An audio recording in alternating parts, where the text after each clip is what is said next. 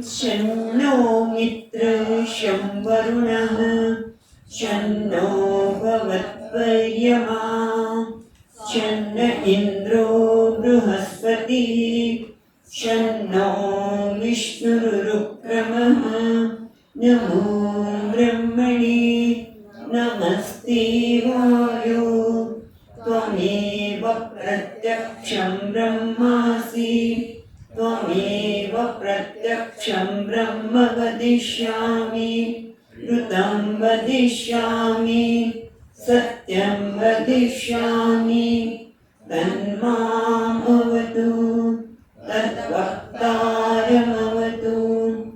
अवतु माम् अवतु वक्तारम् ॐ शान्ति शान्ति शान्तिः ॐ सहनावतु सहनौ भुनक्तु सह वीर्यं करवावहै तेजस्विनावधीतमस्तु मा विद्विषावहै ॐ शान्ति शान्ति शान्तिः श्रुतिस्मृतिपुराणानाम् आलयं करुणालयं नमामि भगवत्पादं शङ्करं लोकशङ्करं शङ्करं शङ्कराचार्यं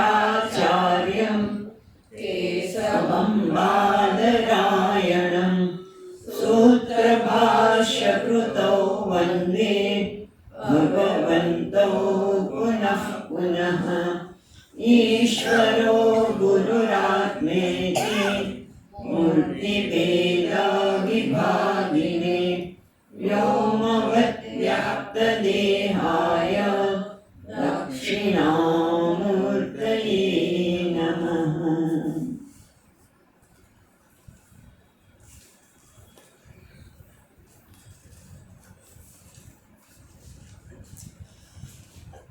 श्रीहरिं परमानन्दम्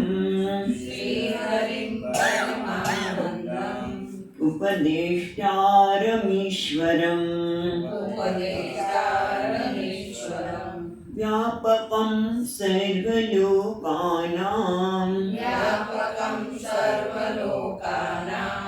कारणं तं नमाम्यहम्।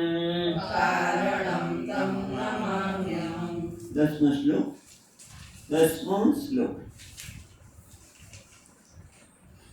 उक्त साधन युक्तेन विचारः पुरुषेण हि कर्तव्यो ज्ञान सिद्ध्यर्थम्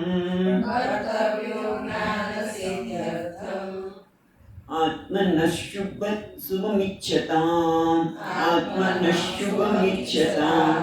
नोपद्यते विना ज्ञानम् विचारेणान्यसाधनैः यथा पदार्थभानं हि प्रकाशेन विना क्वचित्।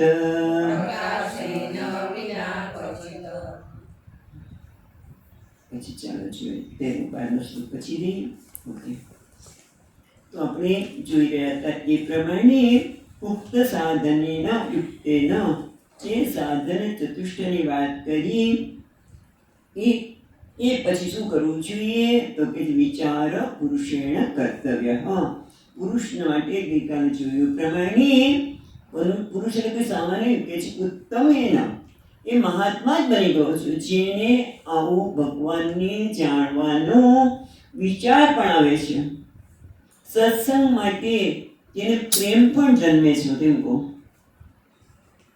વિચાર આત્મ જાણવાનો બરોબર પણ પ્રેમ પણ જેને સત્સંગ માટે છે એ પણ ખરેખર તો પુરુષ એટલે ઉત્તમ પુરુષ જ છે અને એને વિચાર કરવો જોઈએ શેના માટે તો કે છે જ્ઞાન સિદ્ધ્યર્થમ આત્મન શુભમિચ્છતામ આત્માની શુભ એટલે કલ્યાણ શુભ એટલે મંગળ પરમાનંદ સ્વરૂપમાં જે છે એને કહેવાય છે મંગળ.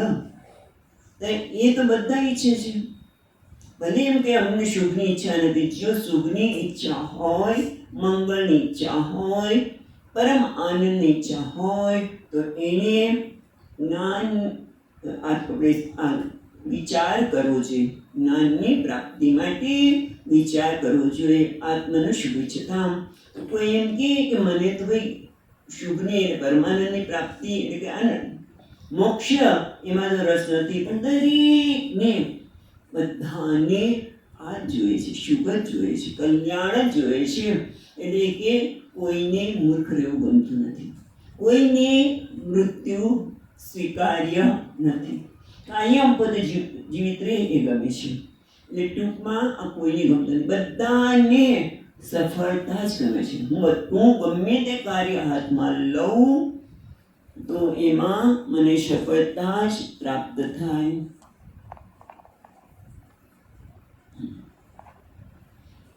એવું દરેક જણ ઈચ્છે છે. એટલે ટૂંકમાં પણ હું સફળ નથી એ મારો ભ્રમ છે. મને મૂર્ખતા નથી ગમતી એટલે કે હું મૂર્ખ છું કહેવાય ને, પણ હું મૂર્ખ છું ને. અને કદાચ કોઈ એમ કે હું મૂર્ખ છું તો પણ શું વાંધો છે? સ્વામીજી કે આ જ્ઞાન આપણને મૂર્ખ છું એ સ્વીકારવાની પણ શક્તિ આપે છે. પણ એ વાત પછી જોવા દઈએ. પણ મૂળ વસ્તુ આપણે જે જોઈ રહ્યા છીએ વિચારની દ્રષ્ટિએ, શુભની દ્રષ્ટિએ તો કોઈ મૂર્ખ છે જ નહીં. મૃત્યુ પણ કોઈના જીવનમાં છે જ નહીં. પણ એ પ્રકારની માટે વિચારની જરૂર છે. કેમ? કારણ કે અત્યારે હું આ બધું અનુભવી રહ્યો છું, જેને કહેવાય સંસાર. અને સંસાર એટલે કે છે એ પણ કેવો છે? ભ્રમ છે. સંસાર એટલે મારા વિશેનો, જગત વિશેનો વિચાર જ્યારે કરવામાં નથી. અવિચાર સિદ્ધ સંસાર. જ્યાં સુધી વિચાર કરવામાં નથી આવ્યો ત્યાં સુધી ખરેખર જીવનમાં જેને આપણે સંસાર કહીએ છીએ એ ખરેખર દુઃખ કે સ્વતંત્રતા એ કેવી છે? અવિચાર સિદ્ધ. વિચાર કર્યો જ નથી. ભલે આપણે એમ કહેતા હોઈએ કે આ જગત મારા દુઃખનું કારણ છે, જગતના લોકો મારા દુઃખનું કારણ છે, અથવા તો હું કહું છું તો કે ના, ખરેખર શાસ્ત્ર શું કહે છે? તારા દુઃખનું કારણ તું પણ નથી કે જગત પણ નથી, પણ એના વિશે જે તારી માન્યતા છે એ દુઃખનું કારણ છે. દુઃખનું કારણ કોણ છે? માન્યતા છે. એને વિચાર કર્તવ્ય. એટલા માટે વિચાર કરવો જોઈએ. અને કયા પ્રકારનો વિચાર કરવો જોઈએ એ પછી આપણે કહેવાના જ છે. જેમ અર્જુનને પણ ભગવાન કહે છે અશોચ્યાનંદ શોચસ્તમ. અર્જુન તું શોક કરે છે યોગ્ય છે જ નહીં. આપણે જે શોક કરી રહ્યા છીએ, દુઃખ થઈ રહ્યું છે, ખરેખર યોગ્ય નથી. કેમ? કારણ કે ભગવાન કહે છે કે તું તો કેવો છું, તારું સ્વરૂપ શું છે અર્જુન? તું તો સચ્ચિદાનંદ છે. હું જેને કહું છું તો સચ્ચિદાનંદ છે. ત્યાં સચ્ચિદ અને આનંદ હોય ત્યાં દુઃખને કોઈ કારણ છે નહીં. અને જગત તો મિથ્યા છે. તમે મિથ્યા આપો છો ખબર છે, પણ તમે આવો ને ત્યારે તમે નોકરી કરો છો. મારા સાહેબ તો તમે આપણે પૈના કરી નાખે, ગમે તે બોલે, પણ શું કામ તેને સત્યતા આપે છે? કારણ કે એની માન્યતા છે. તમારા વિશે તમને જે કહે છે જેના કારણે આપણે એવું લાગે છે કે પૈના કરી નાખે છે, મારા માટે ગમે તે બોલે છે, તો એની માન્યતા છે. એ તો માન્યતા છે. એટલે અમારે એવું રાખો. આ શબ્દ સારો છે. તમે એવું રાખો. તમે મારા વિશે જે બોલો છો એ તમારી માન્યતા છે, માટે બરોબર છે. એવું રાખો. એટલે તમે જે વિચારો બરોબર છે, તમારા માટે બરોબર છે, પણ હું એવો નથી. કારણ કે ખરેખર શાસ્ત્ર તો એમ કહે છે તો સચ્ચિદાનંદ છે. એટલે આ સમજણ છે એના કારણે આપણે કોઈનાથી ડરવાની જરૂર નથી. જીવનમાં દુઃખ નથી, પીડા છે. શરીરના સ્તરે પીડા છે, પણ એ મારામાં દુઃખ જન્માવી શકે એ ફક્ત મારી માન્યતા છે. એટલા માટે એ છે જગતમાંથી તમારે ખરેખર વિચાર કર્તવ્ય. જ્ઞાન સિદ્ધ્યર્થમ. જ્ઞાન એટલે કયું જ્ઞાન? આપણે જોયું એ પ્રમાણે બ્રહ્માત્મિક જ્ઞાન. જ્ઞાનના કારણે પછી તમે જુઓ તો કોઈનાથી ડરવાની જરૂર નથી. બસ એક દ્રષ્ટિમાં પરિવર્તન, ખાલી દ્રષ્ટિમાં પરિવર્તન માણસને ક્યાં પહોંચાડે છે. એના માટે એક મને બહુ જ ગમે છે શારદામણી, રામકૃષ્ણ પરમહંસના પત્ની શારદામણી. બંનેના લગ્નનું નક્કી તો નાનપણમાં થઈ ગયેલું. એટલે માં 11 જ વર્ષના હતા લગભગ, જ્યાં સુધી યાદ છે વાંચેલું એમના જીવન વિશે. તો એ 11 વર્ષના કેમ હતા. અને કે મારે પણ ઠાકોરને મળવા જવું છે દક્ષિણેશ્વર. પછી ઘરને નાનો પાડી બધા સંઘ જતો હતો દક્ષિણેશ્વર મંદિર દર્શન કરવા માટે. ત્યાં પણ નીકળ્યા અને રસ્તામાં માને ડાયરિયા થઈ ગયો અને શક્તિ આવી ગઈ, ચાલી શકે નહીં. અને બધા સંઘના લોકો કે ભાઈ હવે અમે તારી માટે રોકાઈ શકીએ એમ છીએ નહીં, કારણ કે આ જંગલમાં ચોર લૂંટારા આવે છે અને બધાને લૂંટી લે છે. કે ભલે ત્યારે શું થાય. બધા નીકળી ગયા અને બન્યું જેવું, કારણ કે હકીકત જ હતી. બધા લોકો એમને છોડીને ગયા. એની પાછળનું કારણ હતું કે આવે છે અને આવ્યો ડાકુ. અને આવ્યો એટલે પેલા દ્રષ્ટિ જો, દ્રષ્ટિ આપણને ક્યાં લઈ જાય છે એના દ્રષ્ટાંત છે. કે એને જોઈને કે છે પિતાજી પિતાજી તમે કેમ આવ્યા. ડાકુ છે, ચોર છે, જે લૂંટવા આવ્યો છે એને પિતાજી પિતાજી કરે છે. એટલે ખરેખર પિતાજી ખાલી બોલવા માટે નથી બોલતા માં. શારદામણી માં એ બોલવા માટે પિતાજી તમે કેમ આવ્યા. પિતાજી મને તો કે આ તો મારી એ ડાકુની એક નાની દીકરી હતી, એને ગુમાવી હતી કોઈ કારણસર, મૃત્યુ થયું હશે. તેને એમાં દીકરીના દર્શન થઈ ત્યારે પિતાજી પિતાજી કહે છે. તો બેટા તું એકને અહીંયા કેમ છે. તો મારી સાથે બધા જતા રહ્યા મારી તબિયત આવી બગડી માટે. બહુ નિર્દોષ હતી, કોઈ દીધું ઓળા તો લઈ ગયા એના ઘરે ને દવા કરી, સારું થયું. બીજે દિવસે પોતે એક ડાકુ છે છતાં એને મૂકવા ગયા અને એટલું જ ને દીકરી માનીને કાપડું પણ કર્યું. દ્રષ્ટિથી તમે જો કે ડરવા એક દ્રષ્ટિ, બધા મારા પિતા છે, મોટા છે પિતા, તો હૃદયથી માનતા હશે. આખું પરિવર્તન. આ તો મને એકદમ આ વાત યાદ આવી ને મને ગમે છે. યાદ આવી નહીં, ખરેખર જો તમારા જીવનમાં હૃદયથી તમે તમારી દ્રષ્ટિ જો બદલાઈ જાય, હૃદય દ્રષ્ટિ બદલાઈ ગઈ કોઈ પણ વસ્તુ માટેની, તો સામેની વ્યક્તિને અસર થાય છે. અને એથી પણ વધારે આપણને પછી કોઈનાથી ડરવાની પણ આવશ્યકતા નથી. એટલે અહીંયા કહે છે વિચારક કર્તવ્ય. શુભ ઈચ્છતા, અને શુભ એટલે આત્મજ્ઞાન. એક શુભ આપી શકે. સ્વર્ગમાં જઈએ તો પણ ત્યાં પણ તારતમ્ય રહેવાનું. આપણે ઘણી વખત વાત કરી, સ્વામીજી જ વાત કરતા સ્વિટ્ઝરલેન્ડમાં એના પાડોશી સાથે હંમેશા ઝઘડો થાય. ઝઘડો માણસ ઋષિકેશ આવ્યો, મજા પડી ગઈ ગંગા કિનારા અંતે. થોડીક વાર પછી 2 દિવસ 3 દિવસ ગયા, જોયું તો બાજુમાં એનો પાડોશી અહીંયા. એમ સ્વર્ગમાં જઈએ તો એ તારતમ્ય હતા. એટલે કે સુગંધથી મળતું કહેવાનું તાત્પર્ય છે કે ત્યાં પણ એક તારતમ્યતા રહેવાની. અને ક્ષીણે પુણે પાછા ત્યાં અહીંયા માટે સુખ તો એક જ છે, આત્મજ્ઞાન. તું બ્રહ્મ છે, તું પૂર્ણ છે. અને એના માટે ગઈકાલે જોયું પ્રમાણે કે ન ઉત્પદ્યતે વિના જ્ઞાનમ વિચારેણ. કારણ કે મોટે ભાગે આપણે શું છે ગતાનું ગતિકો લોક નષ્ટમે તામ્ર ભાજના. હું જાણીતી કહેવત છે ને, ગતાનું ગતિકો લોકો. મોટા ભાગના લોકો એક વ્યક્તિ કરે બીજા કરે, અને એમાં વ્યક્તિ કહે છે મારો તાંબાનું પાત્ર ગુમાવેલું. આખા જિંદગીની કમાણી પેલા તાંબાના પાત્ર મૂકી દે અને પછી એ નદી કિનારે દાટી અને એના પર શિવજી બનાવ્યા.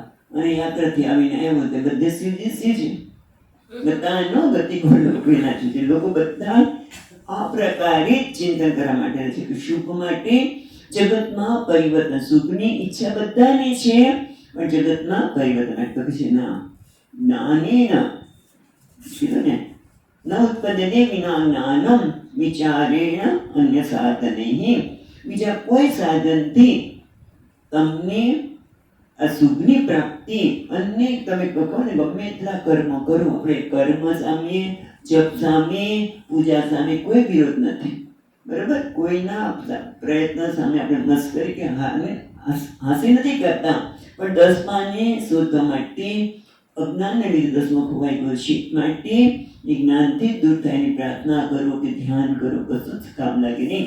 એ રીતે આત્મતત્વ જે છે એને જ્ઞાન દ્વારા જ પ્રાપ્ત કરી શકાય, કારણ કે અજ્ઞાન જેમ દસમો ખોવાઈ ગયો છે એમ અહીંયા પણ અજ્ઞાનના કારણે જ હું મને અપૂર્ણ અધૂરું માનું છું. માટે જ્ઞાન આવશ્યક છે. અને એના દ્રષ્ટાંત આપ્યું કે જેમ કોઈ વસ્તુ અંધકારમાં અટવાઈ ગઈ છે, દેખાતી નથી, તો લાઈટ કરો તો તમને દેખાય. પ્રકાશ વગર વસ્તુનું જ્ઞાન થઈ શકે નહીં.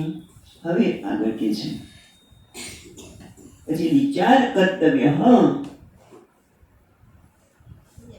વિચાર કરવો જોઈએ તો કયા પ્રકારનો છે? તો 12મા શ્લોકમાં કહે છે તર્હિ સવિચાર વિદુષ. 12મા શ્લોક વાંચીશું. ઓહમ કથમિદં જાતં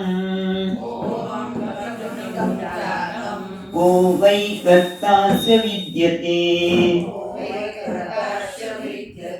ઉપાદાનં કિમસ્તિહ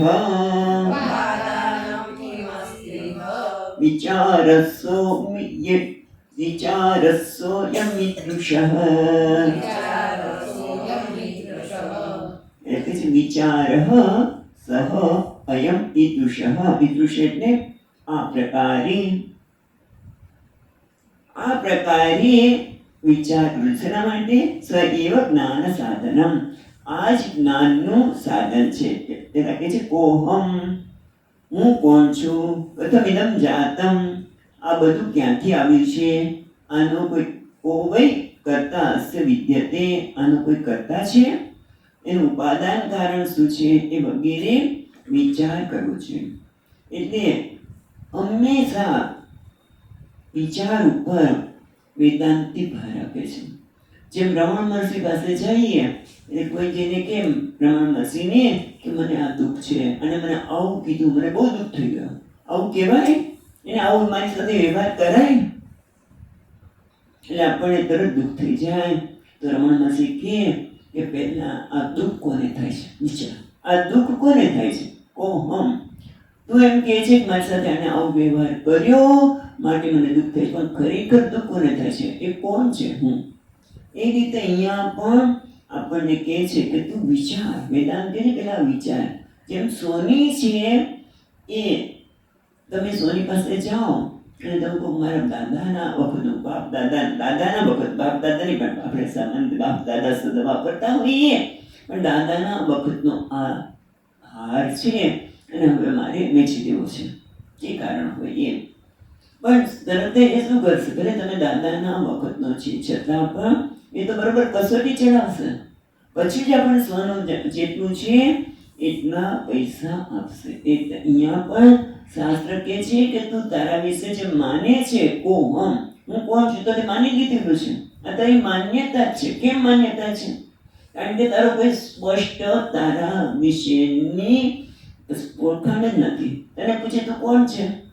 હું સાંભળનાર છું, હું સાંભળનાર છું, હું બોલનાર છું, હું માતા છું, હું પત્ની છું, હું પુત્રી છું કે પિતા છું, પુત્ર છું વગેરે. તારી કોઈ સ્પષ્ટ ઓળખાણ તો છે જ નહીં.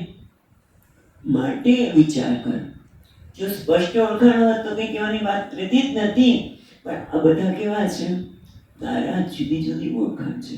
તેને આધારે કાર્યનામાની તું જે પ્રકારે કાર્ય કરે છે એના આધારે તું તારી જાતને ઓળખાણ. જ્યાં સાંભળવાની ક્રિયા કરું ત્યારે વદત વાક, બોલવું ત્યારે હું વક્તા છું, શ્રવણ જ્યારે સાંભળી રહ્યો છું ત્યારે શ્રોતા છું. પણ ખરેખર આપણે કોણ છે?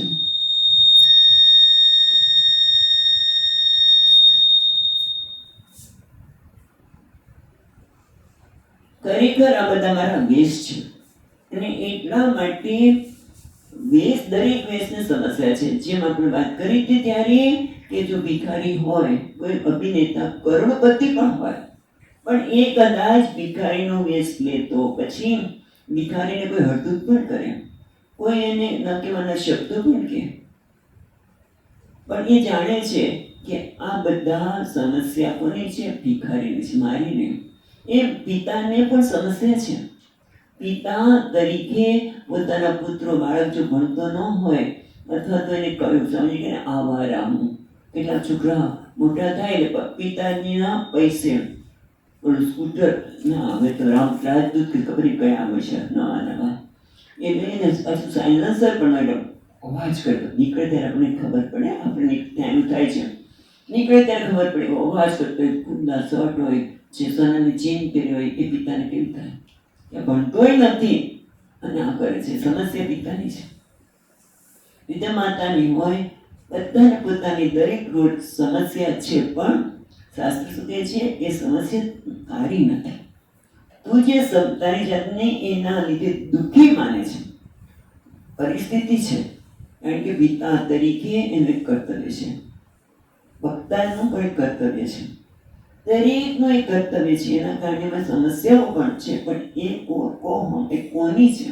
કોહમ એ કસોટી છે ના, વાત કરી કરો સાહેબ કે છે, પણ એ સાહેબની માન્યતા છે. કોઈ પણ વ્યક્તિ ગમે તે કહે એટલે મારે દુઃખી થવું એ શું છે? મારી પોતાની માન્યતા કે હું પોતાની જાતને માનું છું કે હા હું આવું છું. કોઈ કે તો મૂર્ખ છે, પણ એ તો તમે માનો છો, હું નથી સ્વીકાર કરતો. જેમ સ્વામીજી મહારાજ કે આપણા વિષયને માન્યતા છે એવી બધી ઘર કરી ગઈ છે પોતાના સંદર્ભમાં કે આપણે માની દીધું છે કે 3 જણ જતા હોય, ગોવિંદ, ગોપાલ અને દેવદત્ત, તો એ મૂર્ખ. તમે દેવદત્ત કહો તો દેવદત્ત જોવે, ગોવિંદ કહો તો ગોવિંદ જ જોવે, પણ મૂર્ખ કહો તો 3 જણ છે. કારણ કે પોતાના વિશેની માન્યતા છે, પણ ખરેખર હું નથી. તમારે જે કેવું હોય કહો. એટલે આમ આપણે કોહમ તો વિચાર તો કર, એને વિચાર કેવી રીતે કરવો એ પછીના શ્લોકમાં બતાવવાના છે. કોહમ હું કોણ છું એ વિચાર. કથમિદમ વિચાર કયા પ્રકારનો કરવો જોઈએ એના સંદર્ભમાં ચર્ચા ચાલી રહી છે. કથમિદમ જાતમ, આજ દેખાય છે જાતમ, કથમ ઇદમ જાતમ, ઇદમ એટલે આ જાતમ કેવી રીતે જન્મ્યું છે આ જગત, જેની સાથે વેગે છે.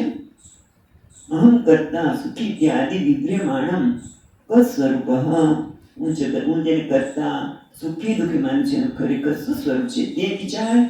એકદમ જગત, આ જગત જે સ્થાવર જંગમાત્મકમ પ્રથમ તસ્માત જાતમ, એને ક્યાંથી આવ્યું છે એ કેવી રીતે? કારણ વ્યવહાર તો કરું છું, જગત સાથે વ્યવહાર કરું છું, જગત પણ મારી સાથે વ્યવહાર કરે છે, અને એના કારણે જ મેં આટલા બધા નિર્ણય બાંધ્યા છે, અભિપ્રાય બાંધ્યા છે. પણ એ જગત ખરેખર શું છે? આ સ્થાવર જંગમ જળ અને ચેતન દેખાતું જગત ક્યાંથી આવ્યું છે, એનું સ્વરૂપ શું છે?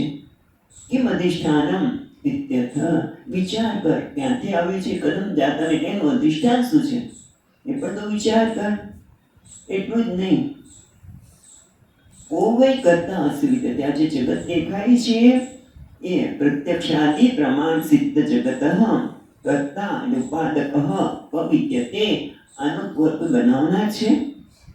અને પછી વચ્ચે શબ્દ છે જોયો, ઓ વૈ અર્સ્ય કરતા વિદ્યતે, વૈ એટલે અહીંયા કે છે વિકલ્પમ દ્યોતતિ. અનેક લોકો જુદું જુદું માનતા હોય છે કે આ જગત છે એનો કરતા કોણ છે. તો મીમાંસકોને એક મત છે, જૈન મીમાંસકો એવું માનતા હોય કે આ જગત કેવી રીતે આવ્યું છે? તો કર્મના લીધે જગત છે, કર્મના ઈશ્વરની. એ લોકો કર્મને જ માને છે. સાંખ્ય લોકો એમ કે પ્રધાન એટલે જે સત્વ રજસ અને તમો ગુણ બને. પ્રધાન જ્યારે સામ્ય અવસ્થામાં, ત્યારે સત્વ રજસ તમો ગુણ સામ્ય અવસ્થામાં, એટલે પ્રધાનમાં જ્યારે વિક્ષેપ થાય, વિક્ષેપ કેમ થાય ખબર નથી, વિક્ષેપ થાય એ લોકો માટે. અને એટલે એ પ્રકૃતિ પુરુષની જરૂરિયાત પ્રમાણે આ જગતની રચના કરે છે, એ કોઈ એવું માને. એટલે કોઈ જાતમ એ બધા પોતાની જાતમ, એટલે જીવદૃષ્ટમ કરતું હું, તો આ જગતનો કરતા જીવ છે. કોઈ કહે જીવ છે, કારણ કે જીવે જે પ્રકારની ઈચ્છા કરી એ પ્રમાણે આ જગત બન્યું. કોણે બનાવ્યું તો ઈશ્વરે, પણ એ જીવની ઈચ્છા પ્રમાણે. આમ તો જોવા જઈએ તો બરોબર છે કે જીવે જે પ્રકારની માંગણી આપણે કર્યા કરીએ એમ ભગવાન બનાવે કરે. પિતા અમસ્ય જગત. હા, આમ તો છોકરો જે માંગણી કર્યા કરે ને એટલે ક્યારેક એને સાંભળવા મળે કે કેટલી દિવસ શું થાય તને ખબર છે, તારા પિતાજી કેટલી મહેનત કરે છે ત્યારે આ વસ્તુ આવે છે, તને ખબર છે. એમાં આપણા પિતા ઈશ્વર, પિતા અમસ્ય જગત. તો આપણે જેટલી ઈચ્છા કરીએ એની તૈયારી બધી શક્યતા પણ રાખી છે, પણ પછી થાય શું, આપણે ઈચ્છા તો કરીએ, પિતાજી લાવીને આપે પણ ખરા, પણ પછી તે કહે નથી. એટલે કે જે ઈચ્છા કરતા વિચાર કરજે કેમ દીવ દ્રષ્ટિ. હા, શું જીવે બનાવેલું છે કરતા છે, જીવ કરતા છે. કેમ ઈશ્વર. શું ઈશ્વર આ જગતનો કરતા છે? જો ઈશ્વર સ્વતંત્ર રીતે કરતા હોય તો પણ મુશ્કેલી પડે કે કેમ ભગવાને આવું જગત બનાવ્યું. કોઈને પૈસાદાર બનાવ્યા, કોઈને ગરીબ બનાવ્યા, કોઈને આવા બનાવ્યા, કોઈ બહુ વિદ્વાન, કોઈ મૂર્ખ. આ બધું કેમ? એટલે એવી બધી શક્યતા આવી શકે. કેમ વા અન્યહી, અથવા તો બીજા કોઈ પરમાણુ એ જગતનું કારણ છે, કોઈ કર્મ છે જગતનું કારણ. આવા અન્ય પ્રકારના વિકલ્પો છે, ત્યારે ખરેખર આ જગતનું કારણ કોણ છે વિચારો. એટલે કે છે કરતા અસ્ય વિદ્યતે. અને એટલું જ નહીં, કારણ કે જગત એ કાર્ય હોય, કોઈ પણ વસ્તુ કાર્ય હોય તો એ શેમાંથી બન્યું. જેમ રોટલી છે, રોટલીનું કારણ શું છે? કોનો લોટ હોય કે પછી આજકાલ મિનિટ, એવું કે મિનિટ શું છે, મિલેટ એના અંદર લોટથી બનેલું છે. તો એનું ઉપાદાન કારણ હોવું જોઈએ. જેમ ઘડો છે, આપણે ઘડો તો કેમ જતો જ રહ્યો છે હમણાં, ઘડો છે તો એનું ઉપાદાન કે છે ચોકે છે. આપણો ઘડો જતો નથી રહ્યો, પણ એને કંઈક ટેકાની જરૂર છે. ઘડો કોઈના ટેકો બન્યો છે. માટી એનું ઉપાદાન કારણ છે. એમાં જગતનું ઉપાદાન કારણ કોણ છે? અને જેમ ઘડો ઉપાદાન કારણ માટી છે, એને બનાવનાર કોણ છે? કુંભાર. નિમિત્ત કારણ.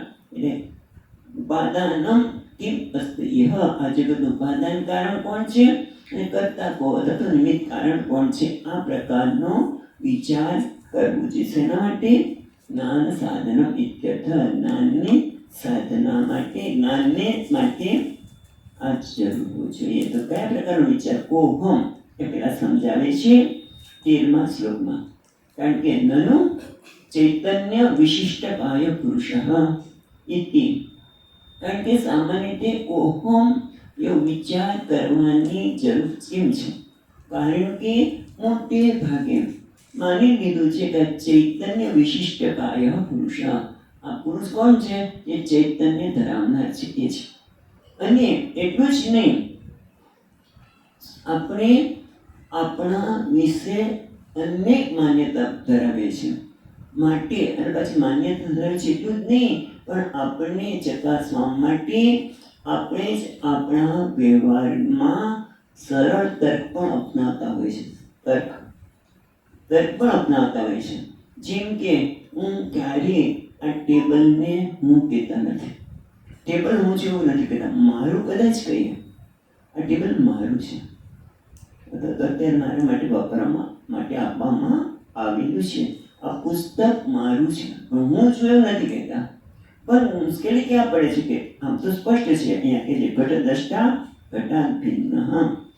આ પ્રકારનો વ્યવહાર બધાને ઘટાદિવત દૃશ્યત્વાદ અહમ ન ભવામી. ટીકાકાર આ રીતે સમજાવે છે કે જેમ ઘડો છે એ ઘડાનો હું જાણનાર છું માટે હું છું ઘડો એવું કહેતા નથી. ટેબલનો જાણનાર છું એટલે હું એવું કહેતા નથી. પણ મુશ્કેલી ક્યાં આવે છે? શરીર પાસે. જ્યાં દેહ પર આવીએ ત્યાં મુશ્કેલી આવે છે, ત્યાં આ નિયમ ભૂલાઈ જાય છે. બાકી વ્યવહારમાં આ નિયમ આપણે જાળી રાખ્યું છે. જે મકાન હોય, આ એક મકાન છે, તો મકાનને હું કહેતા નથી. કેમ? કારણ કે ઘણા બધા અવયવનું સંઘાત કહીને ઘણા બધા અવયવનું બનેલું છે, માટે એ કોકના માટે છે. એનું પ્રયોજન છે એ કોઈના માટે છે. દેવદત્તનું આ ઘર છે. અનેક માટી બારી છે, બારણું છે, પણ કોના માટે છે? બાણી આખું મકાન ભીત વગેરેથી બનાવેલું છે, બધા ફર્નિચર પણ છે, ચાલો બધું કહીએ, પણ એ કોના માટે છે? એ સંગાત છે કોઈના બીજા માટે છે. સંગાત એ બીજા પરાર્થે, એનું પ્રયોજન કોઈ બીજા માટે છે. ટેલિફોન હોય તો પણ આપણે એ કોના માટે છે? પોતાના માટે નથી. ટેલિફોન પોતે ક્યારે વાત કરતું હોય એવું લાગતું નથી. મેં સાંભળ્યું કે આ બધી હવે શોધમાં એ પણ શોધ થાય છે કે ફ્રીજમાં આજ પછી એવું પણ આવશે કે ફ્રીજ પણ ઓર્ડર આપશે. જેમાં આજકાલ પહેલાં રોબોટ બધું કામ કરતા હોય છે, એમ ફ્રીજ પણ જેવી ફ્રીજમાંથી વસ્તુ ખૂટે એટલે બધાને ઓર્ડર આપી દે, એટલી વસ્તુ ખૂટી છે તમે મોકલી દેજો. પણ એ કોઈ પણ તો જ ફ્રીજ પોતે ખાતું નથી. કહેવાનું એ છે કે ફ્રીજ પોતે ખાતું નથી, એ કોઈના માટે છે. એમાં શરીર પણ સંઘાત છે, અવયવનું બનેલું છે, બરાબર છે ને? જેમ મોટર છે અવયવનું બનેલું કે સંઘાત છે, એ બીજાના માટે છે. આ ઘર પણ સંઘાત છે, એ બીજાના માટે, દેવદત્ત માટે છે. પણ ક્યારેય આપણે વિચાર કરતા નથી કે આ પણ સંઘાત છે. એટલે હું ન હોય શરીરમાં હાથ પગ મોઢું બધું કેટલા બધા અવયવનો બનેલો સંઘાત છે, પણ ક્યારે આપણે એનો વિચાર કર્યો નથી. માટે કે છે વિચાર કર્તવ્ય. સામાન્ય રીતે બધું કરતા હોઈએ છીએ, પણ અહીંયા વિચાર કરતા નથી. માટે કે છે કયા પ્રકારનો વિચાર કરવો જોઈએ? 13મા શ્લોકમાં કહે છે, નાહં ભૂતગણો દેહ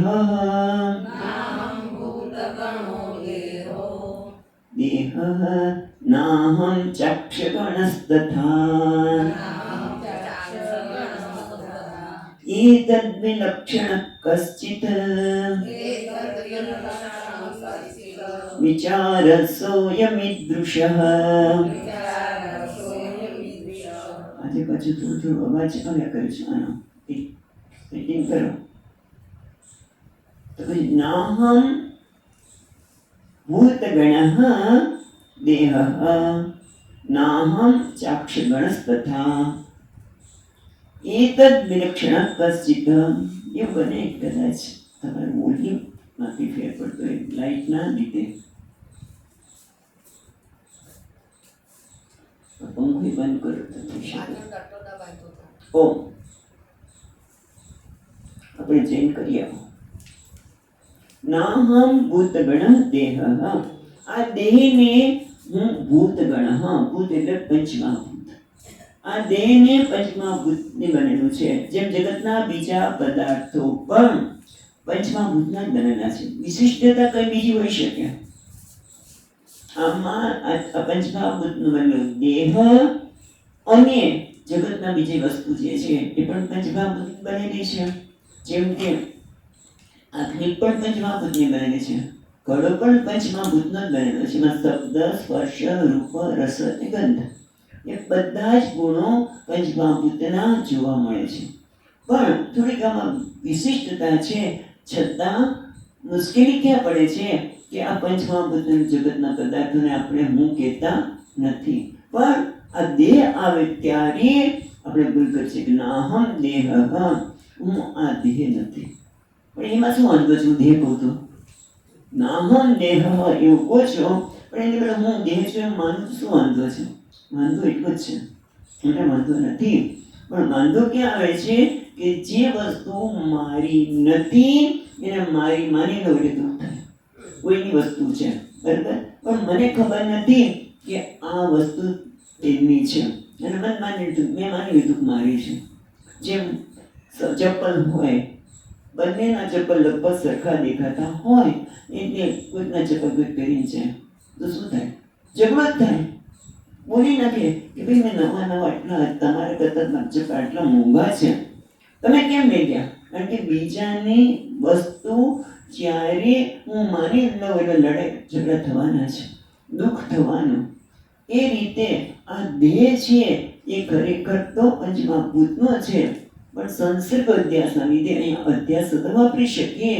અજ્ઞાનના લીધે, અધ્યાસના લીધે હું માની લઉં, અને પછી થવાનો જ ઝઘડો, દુઃખ તો થવાનું જ છે. જ્યારે દેહ હું નથી એ દેહને હું માની લઉં, દેહના ધર્મો અને દેહ સાથે જોડેલા બધા એ બધા મારા બની જાય છે. પણ આમાં પંચમહાભૂત ને આ પંચમહાભૂતમાં કોઈ ફેર નથી. એ પણ પંચમહાભૂત એટલે દેહો નાહમ ભૂત ગણો દેહ. આ દેહ તો પંચમહાભૂતનો બનેલો છે. એ હું કેવી રીતે હોઈ શકું? અને એ રીતે પછી કે છે ના અહમ ચ અક્ષગણ તથા. અને હું અક્ષગણ એટલે ઇન્દ્રિય. આ ઇન્દ્રિયોની સાથે સૂક્ષ્મ શરીર લઈ શકે.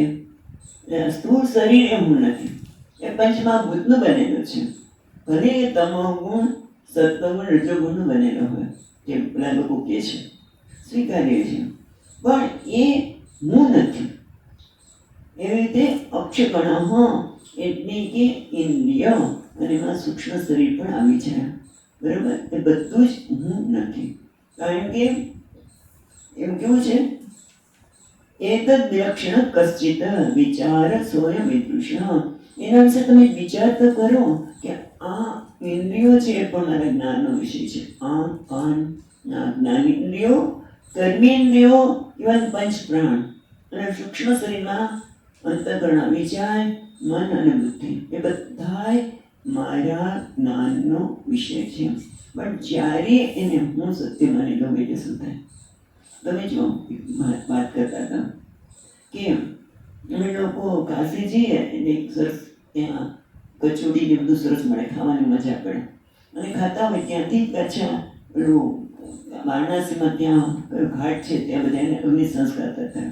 રામ નામ સત્ય હૈ તો કઈ નહીં સાંભળીએ અને ખવાતું હોય, પણ પછી એમાંથી કોઈક આપણે જાણતું લાગે કે કોણ છે, પછી આપણું પોતા કોઈ નજીકની વ્યક્તિ લાગે એટલે પછી ખાવાનું ઉડી જાય.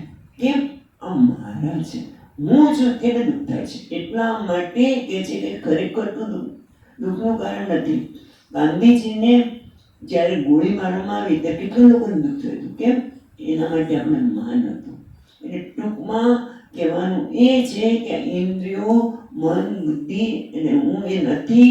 આમાં શરીર હું નથી એનું કારણ એ છે કે હું માનું છું જે નથી એને હું માનું, એટલે પછી ગડબડ થાય છે. એટલે એતદ વિલક્ષણ, હું આ બધા કરતા એતદ વિલક્ષણ અહમ કીધું. જો એતદ વિલક્ષણ એટલે કે હું એનાથી વિલક્ષણ છું. વિલક્ષણ એતાભ્યામ સ્થૂલ સૂક્ષ્મ દેહાભ્યામ વિપરીત ધર્મ કો કહ વિપરીત ધર્મ ક અસ્મઃ. હું આ બધાથી વિપરીત ધર્મ છે કે આ દેહ છે દ્રશ્ય છે, આ સૂક્ષ્મ શરીર કો ને સ્થૂળ શરીર બંને મારા માટે દ્રશ્ય છે, હું દ્રષ્ટા છું. એ પરતંત્ર છે, હું સ્વતંત્ર છું. એ આકાર ધરાવે છે એટલે અસ્થૂલમ અણુ. એ સ્થૂળ સ્થૂળ શરીર છે, એ સ્થૂળ છે, જોઈ શકાય છે. હું અસ્થૂલ હું એનાથી જુદું છું, હું એનાથી વિપરીત છું. એ આકાર ધરાવે છે, હું આકાર ધરાવતો નથી. એ કોઈ શબ્દ દ્વારા વર્ણવી શકાય. સ્થૂળ શરીર હોય કે સૂક્ષ્મ શરીર હોય, કોઈ પણ શબ્દ દ્વારા વર્ણવી શકે. અને જ્યારે શબ્દ દ્વારા વર્ણવીએ ત્યારે એ શબ્દને આધારે આપણા મનમાં કોઈ ખ્યાલ ઉત્પન્ન થાય. પણ હું આનાથી વિલક્ષણ છું એટલે મારા વિશેનો કોઈ ખ્યાલ ધરાવી શકાય નહીં. હું વિશે કોઈ ખ્યાલ ધરાવી શકાય નહીં. કારણ કે એને કોઈ તમે શબ્દ ક્યારે વાપરી શકો? કોઈ ક્રિયા હોય ત્યારે. પણ હું જે કહું છું એ આનાથી વિલક્ષણ છે. હું કેવું છે અને કોઈ પ્રકારનો ગુણ જ નથી. કેમ? કારણ કે સત્વ રજસ તમો ગુણ એનાથી વિલક્ષણ છું. આ શરીર છે એ સત્વ રજસ તમો ગુણ પંચમહાભૂતનું બનેલું છે. બરાબર? આ સૂક્ષ્મ સ્થૂળ શરીર છે એ પંચમહાભૂતના શેનું બને છે? તમો ગુણનું. તમો ગુણનું પંચીકરણથી બનેલું આ સ્થૂળ શરીર છે. આ સ્થૂળ શરીર ભૂલાઈ ગયું. આ સ્થૂળ શરીર પંચમહાભૂતના તમોગુણના પંચીકરણથી બનેલું છે. આ સૂક્ષ્મ શરીર છે એમાં જે અંતઃકરણ અને જ્ઞાનેન્દ્રિયો એ સત્વગુણની બનેલી છે અને રજોગુણમાંથી કર્મેન્દ્રિયો ને પ્રાણ એ બધાથી વિલક્ષણ છું. એટલે જેમ ગુણ જ નથી કોઈ પ્રકારના, તો નિર્ગુણ છું જેને કોઈ પ્રકારના ગુણ જ નથી. તેનું વર્ણન કેવી રીતે થાય? એટલે શબ્દ દ્વારા ગુણ હોય તો વર્ણન થઈ શકે, સંબંધ હોય તો વર્ણન થઈ શકે, આત્માને કોઈની સાથે સંબંધ જ નથી. કારણ કે બંનેની સત્તા જુદી છે. ગઈકાલે વાત કરીને એ પ્રમાણે કે આ ફૂલ છે તો ફૂલમાં એક નામરૂપ છે અને બીજું અસ્થિ ભાતિ નીકળી, એ હું છું, આનાથી વિલક્ષણ. આ જે દેખાય છે એનાથી વિલક્ષણ છું. નથી એને કોઈ સંબંધ નથી, ગુણ કે ક્રિયા, ક્રિયા પણ નથી. જે ક્રિયા જે દેખાય છે ક્યાં છે? ઊંઘમાં નથી.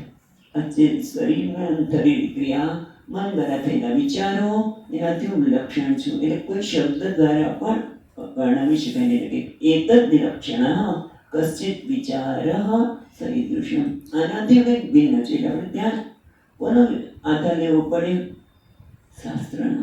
કે શાસ્ત્ર શું કહે છે કે હું આ નથી, આ નથી. કારણ કે હું જ્યારે આ નથી, અસ્થૂલમ અણુ રસ્વમ, આ નથી વિચાર કરતો છે તે શું રહે છે?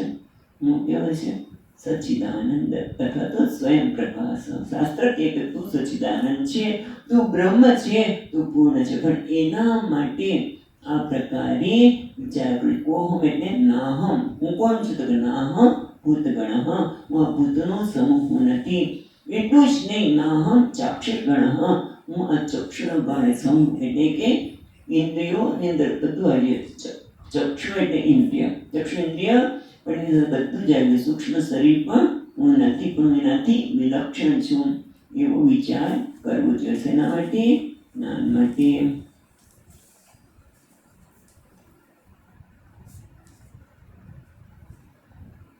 એટલે જ્યાં સુધી વિલક્ષણ છે સમજાય તો આ બધાની પરિચિંતા મારી નથી, એટલું આપણને સ્પષ્ટ સમજાય. હવે આગળ કહે છે તદેવમ કોહમ ઇતિ એતદ નિશ્ચિતમ, હું કોણ છું? તો કે બધાથી વિલક્ષણ છું. હું ભૂતગણ પણ નથી અને ચાક્ષુષગણ પણ નથી, હું એનાથી વિલક્ષણ છું. આવું નિર્ણય કર્યા પછી હવે કહે છે કથમ ઇદમ જાતમ, ક્યાંથી આવ્યું છે? ઇતિ નિશ્ચય ક્રિયતે, એનો હવે નિશ્ચય હવેના શ્લોકમાં કરવામાં આવે છે. એટલે આગળ કહે છે 14મા શ્લોકમાં અજ્ઞાન પ્રભવમ સર્વમ જ્ઞાનેન પ્રવિલીયતે સંકલ્પો વિવિધ કર્તા વિચાર સોયમિતૃષઃ.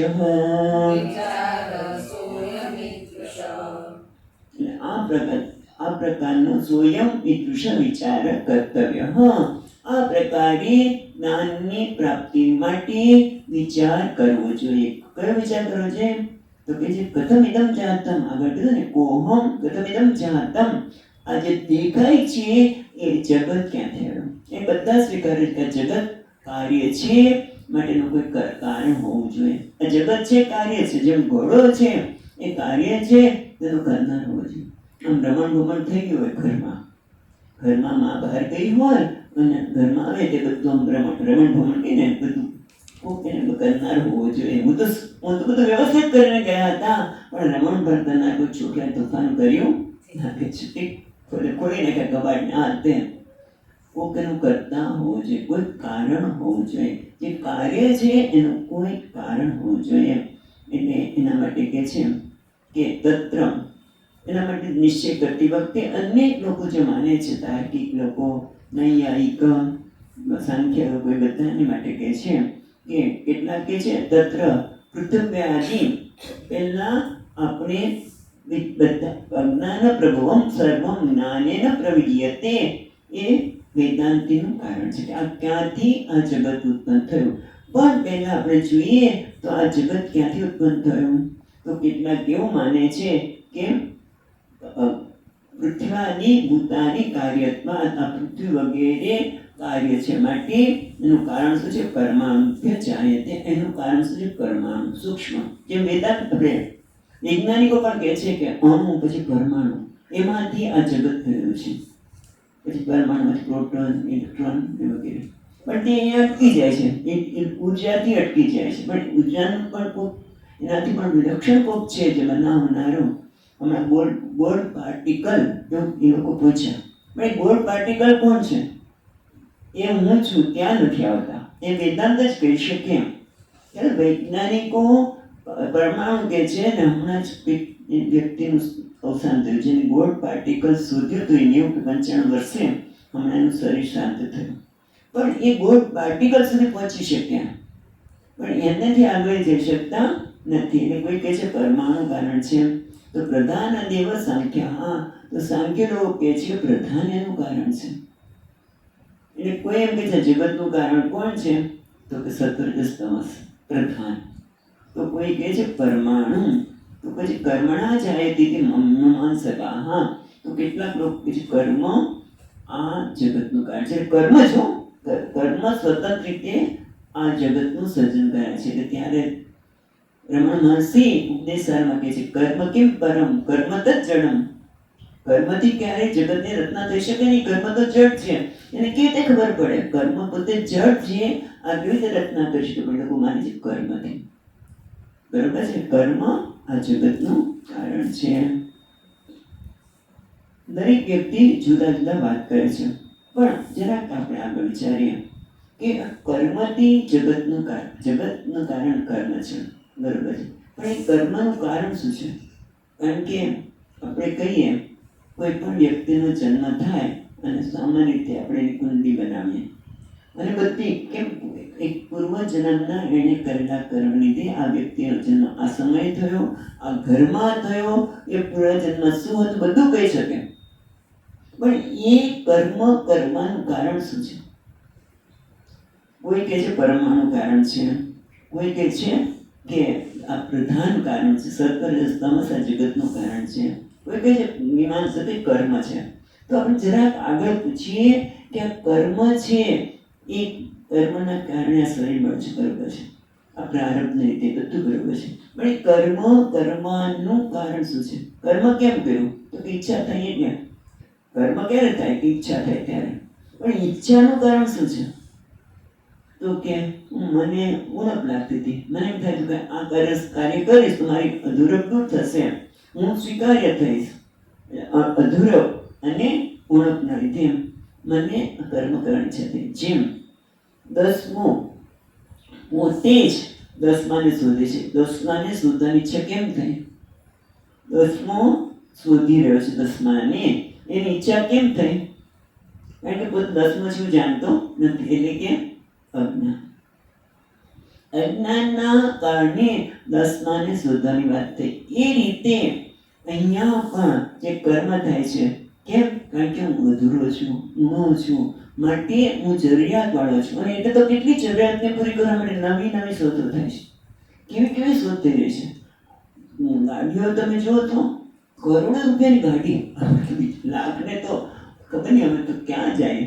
આવી બધી વસ્તુ આવે છે. કેમ? કારણ કે હું જરૂરિયાત છે, મારી આ પ્રમાણે જરૂરિયાત છે. તમે ખાલી બેસવાને કંઈક આવડવું જોઈએ ગાડી ચલાવતા, બધું થઈ શકે. પણ એ બધું જ કેમ? કારણ કે હું જરૂરિયાતવાળો છું. ઈચ્છા આપણે કરી માટે, કારણ કે આપણે કહીએ કે પેલો કુંભાર છે, એ ઘડા બધા જુદા જુદા પ્રકારના ઘડા અને કંઈક આજકાલ બનાવી રહ્યો છે. હવે માટીના કુકર, કેમ માટીના કુકર કેમ આવ્યા? કારણ કે મારી જરૂરિયાત હતી માટે. આ બધી જરૂરિયાત ઊભી કરનાર છે, એ માને જ કોઈ જરૂરિયાતવાળો છે. એ કોણ છે? તો કીધું પૂર્ણ છે. ખરેખર જે કહે છે કે હું છું, જરૂરિયાતવાળો છું, માટે ઈચ્છા થાય છે કે અધૂરપને દૂર કરવું, એના માટે કર્મ કરે છે. એ કર્મને આધારે બીજું કર્મ કરીને નવું જન્મ પ્રાપ્ત કરે છે. પણ એ ખરેખર કોણ છે? તો કીધું પૂર્ણ છે. શાસ્ત્ર કે છે પૂર્ણ જ છે. એને કોઈ અધૂરપ છે જ નહીં, પણ છતાં પોતાના માને છે અધૂરું છે. શું છે? અજ્ઞાન છે. અજ્ઞાન ખરેખર આ જગતનું ભલે લોકો કહેતા પરમાણુ, પછી પ્રધાન, કર્મ, પણ ખરેખર બધાનું કારણ છે. જરાક વધારે વિચાર કરે તો શું છે? અજ્ઞાન પ્રભવમ સર્વમ. આ જગતમાં જે કંઈ છે છેવટે તો અજ્ઞાનમાંથી જ ઉત્પન્ન થયેલું છે. માટે શું થાય? જ્ઞાનેન પ્રવિલીયતે. જ્યારે જ્ઞાન થાય ત્યારે જ બધાનું લીન થાય. જેમ અંધકાર હોય અને જ્યારે પ્રકાશ થાય, લાઈટ આવે ત્યારે શું વિલીન થાય? બધું જ એમાં વિલીન થઈ જાય છે. પછી કોઈ બાકી નથી રહેતું કે લાઈટ થઈ હું અમુક વ્યક્તિને પ્રકાશિત કરીશ અને બીજી વ્યક્તિને નહીં કરું, એવું થતું નથી. અમુક વસ્તુ પ્રકાશિત થશે બીજી નહીં થાય એવું નથી, પણ સંપૂર્ણ જ્ઞાનેન સર્વં પ્રવિદ્યતે, બધું જ અજ્ઞાનમાંથી જ ઉત્પન્ન થયું છે. એ જ્ઞાનેના જે પ્રકાશ આપતા અહંકારમાંથી રહેલી બધી વસ્તુ દૂર થાય એ બધું પ્રવિદ્યતે. પણ થાય છે શું? એનો અનુભવ આપણે કરીએ છીએ દરરોજ ભગવાનની કૃપાથી. જ્ઞાનેન પ્રવિદ્યતે એટલે જગતમાં આ જ્ઞાનથી આ જગત ઉત્પન્ન થયું છે અને બધું જ જ્ઞાનમાં લીન થઈ જાય છે. પણ એનો અનુભવ ભગવાનની કૃપાથી આપણે દરરોજ કરીએ. આ જગતનો સંપૂર્ણ લીન થઈ જાય, એક વસ્તુ બાકી રહેતી નથી. ક્યારે? સુસુપ્તિમાં સુઈ જઈએ ત્યારે કંઈ રહેતું નથી. જેમ સ્વામી દૃષ્ટાંત આપીએ કે ઓલી ભેંસ હોય ને, એની ભેંસની પર પેલી માખી બળતી હોય, એ ભેંસ શું કરે? પાણીમાં પ્રદિવ્યંતે, પાણીમાં અંદર મોઢું મૂકી દે, ભેંસ જતી, બધી માખીઓ જતી રહે. પછી જરાક મોઢું બહાર લાવે, પછી બધી આવી જાય. એમ આપણે પણ આ જે સંસાર છે, જે સ્વતંત્રતા, અસહજતા, દુઃખ રૂપી માખીઓ છે ને, એ કેમ? એ બધી ક્યારે જતી રહે? સુઈ છે બધી પ્રવિદ્યતે. પણ જેવા જાગીએ ત્યારે હું છું, અહંકાર, મમકાર, પછી મારું, તારું, એ બધું આવી જાય. એટલે પછી સંસાર ઉભો થયો. આ સંસાર ક્યાંથી થયો છે? અજ્ઞાને પ્રવિદ્યતે. જેમ સુસુપ્તિમાં અહંકાર, મમકારના બધું જગત લીન થઈ જાય છે. એ આપણને ભગવાન કહે છે કે સત્ય છે, માટે અનુભવ રોજ કરાવે છે ભગવાન પ્રવિદ્યતે. પણ પછી પાછા જાગીએ ત્યારે એનું કારણ કોહમ હું જાણતા નથી. કોહમ નાહમ ભૂત ગણ, હું ભૂત ગણ પણ નથી, ન ચક્ષસ ગણ, એ ખબર નથી. પણ જ્યારે ખબર પડી કે આ તો અજ્ઞાનના લીધે જગત ઉત્પન્ન થયું છે. હું કોણ છું એ તો બરોબર છે, પણ જગત પણ કેવું છે? અજ્ઞાનના લીધે ઉત્પન્ન થયું છે. માટે જ્ઞાનેન પ્રવિદ્યન્તે, એ જ્ઞાનથી જ એમાં એનો લય થઈ શકે છે. આ જગત ક્યાંથી આવ્યો? તો અજ્ઞાનના લીધે. પણ એથી પણ આગળ વધારે સ્પષ્ટ કરવા માટે કે છે પ્રકાશેન પ્રવિદ્યન્તે નિઃશેષહીન, બધું જ લીન થઈ જાય છે. જ્ઞાન થતાં, જે પ્રકાશ થતાં અંતર્ગતમાં રહેલી બધી વસ્તુ, એક પણ વસ્તુ બાકી ન રહે, એ રીતે લીન થઈ જાય છે. એ રીતે એ પણ અહીંયા જગત પણ અજ્ઞાનના લીધે છે. માટે જ્ઞાનને પ્રવિદ્યન્તે. કોઈ કર્તા અસ્ય, એનો કર્તા કોણ છે? ઇતિ નિર્ણય આહ સંકલ્પ ઇતિ, સંકલ્પ વિધ કરતા વિચાર સો ઈદૃશ. આ સંકલ્પ જ વિવિધ, એટલે નાના પ્રકારના સંકલ્પ કે ઇદમ કરીશ્યામી, હું આ કરીશ, હું આ મેળવીશ, એ જ આનું કરતા છે, આ જગતનો કરતા છે. એના માટે વિચાર કાર્ય કરીશું. બરાબર? પાટીએ ઓમ પૂર્ણમદઃ પૂર્ણમિદં પૂર્ણાત પૂર્ણમુદચ્યતે પૂર્ણસ્ય પૂર્ણમાદાય પૂર્ણમેવાવશિષ્યતે. ઓમ શાંતિ શાંતિ શાંતિ. શંકરં શંકરાચાર્યં કેશવં બાદરાયણં સૂત્રભાષ્યકૃતૌ વંદે ભગવन्तौ પુનઃ પુનઃ. ઈશ્વરો ગુરુરાત્મેતિ મૂર્તિભેદવિભાગિને વ્યોમવદ્વ્યાપ્તદેહાય દક્ષિણામૂર્તયે નમઃ. ઓમ શાંતિ શાંતિ શાંતિ. હરિ ઓમ. શ્રી ગુરુભ્યો નમઃ. હરિ ઓમ.